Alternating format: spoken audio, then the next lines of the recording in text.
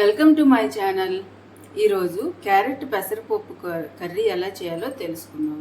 ఇది చాలా ఈజీ అండి, చాలా త్వరగా కూడా అయిపోతుంది, అలాగే హెల్త్కి కూడా చాలా మంచిది. ఇప్పుడు అది ఎలా చేయాలో తెలుసుకుందాం. పెసరపప్పు కూర చేసుకోవడానికి వెళ్ళిపోదామండి. ముందుగా ఇలా స్టవ్ ఆన్ చేసి మీడియం ఫ్లేమ్లో పెట్టి పాన్ పెట్టుకొని ఆయిల్ హీట్ అయిన తర్వాత ఇలా తిరుమాత దినుసులు వేయాలండి. 1 టీ స్పూన్ మినప్పప్పు, అలాగే 1 టీ స్పూన్ శనగపప్పు, అలాగే 1 టీ స్పూన్ జీలకర్ర, అలాగే 1 టీ స్పూన్ ఆవాలు, అలాగే కాస్త పసుపు. ఇవి చక్కగా ఇలా ఫ్రై అయిన తర్వాత మనం ముందుగా కట్ చేసి పెట్టుకున్న ఉల్లిపాయలు, పచ్చిమిరపకాయలు యాడ్ చేయాలి. ఉల్లిపాయలు ఇలా 5 మినిట్స్ ఫ్రై అయిన తర్వాత పెసరపప్పు యాడ్ చేసుకోవాలండి. ఈ పెసరపప్పు ముందుగానే 1 గంట నానబెట్టుకొని ఇలా కడిగి పక్కన పెట్టుకోండి. ఇప్పుడు దీనిలోకి యాడ్ చేసుకోండి.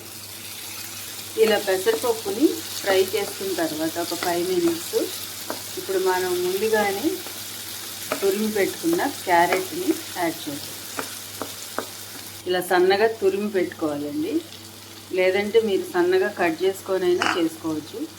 కట్ చేసేదానికన్నా ఇలా సన్నగా తురిమితేనే టేస్ట్ బాగుంటుందండి కర్రీ. ఇది యాడ్ చేసుకొని బాగా మిక్స్ చేసుకోవాలి. ఇలా బాగా మిక్స్ చేసుకున్న తర్వాత ఇప్పుడు మన టేస్ట్కి తగ్గట్టు సాల్ట్, అలాగే రెడ్ చిల్లీ పౌడర్ యాడ్ చేద్దాం.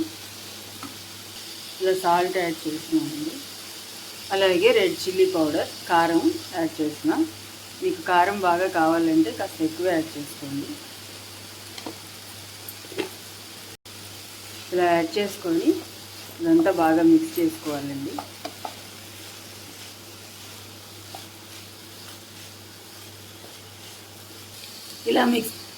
ఇలా మిక్స్ చేసుకున్న తర్వాత దీనిలో కాస్త కొత్తిమీర యాడ్ చేయండి.